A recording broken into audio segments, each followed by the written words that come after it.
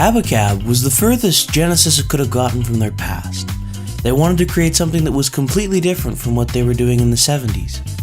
It was the brainchild of plain old jamming and improvisation. So just how different is it? Let's find out.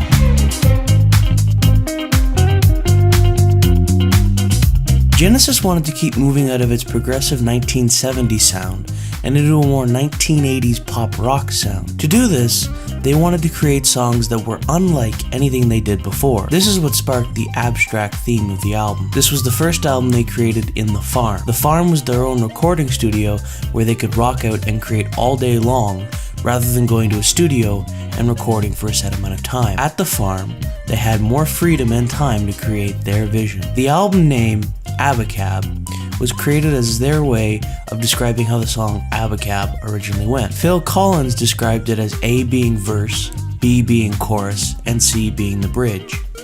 So it originally went verse, chorus, bridge, verse, chorus.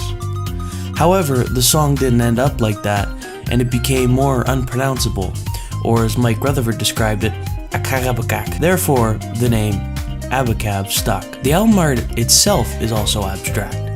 It features 4 shapes that are all different colors. There are also 4 different variations of this abstract cover.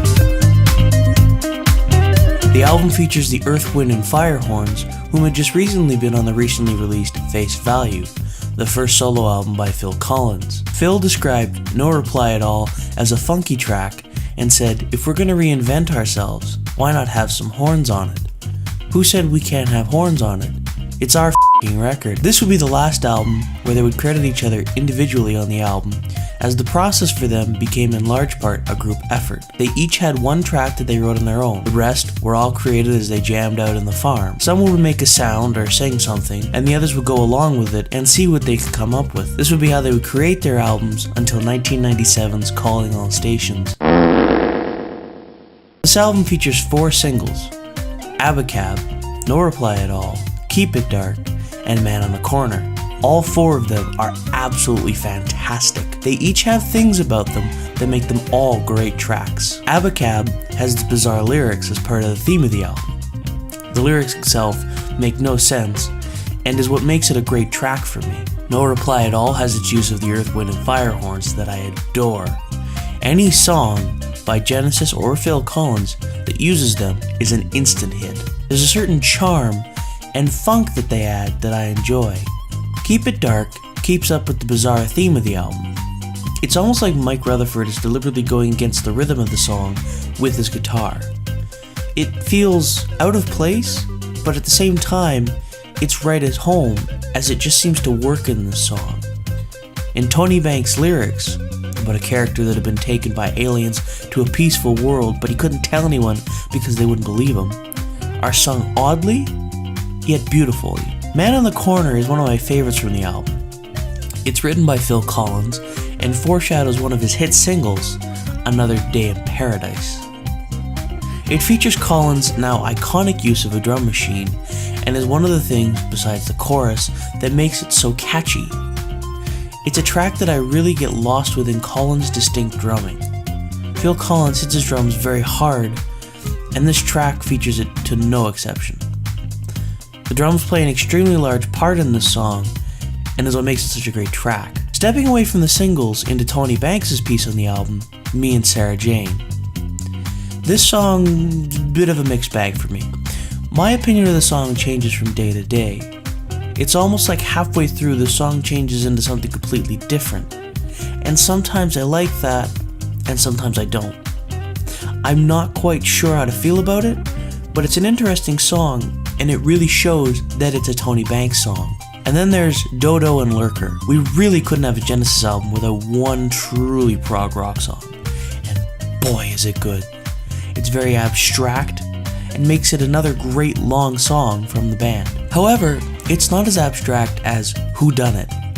This song is full of weird and interesting sounds. The song was created from Tony Banks playing around with various sounds on his Prophet synth. Phil Collins wrote lyrics based on the sounds, and there you have a song that most people don't like. I like it because it's extremely different from anything else I've ever heard. It's not trying to be a mainstream song, It's trying to be its own thing, and it does that well. Bringing it back to a less odd vibe, there's Like It or Not. This is a Mike Rutherford song, so it's a bit of a gritty vibe. That's not a bad thing, I like that. It's another song that really does well and features Colin's excellent and distinct drumming. And of course, there's the bad. Only one track, and it's the track that closes the album. Another Record. It's too lame and dry. The album is full of bright and loud tracks that scream, "Great song!" But this song is just boring and dreary. Not a good way to close the album out at all.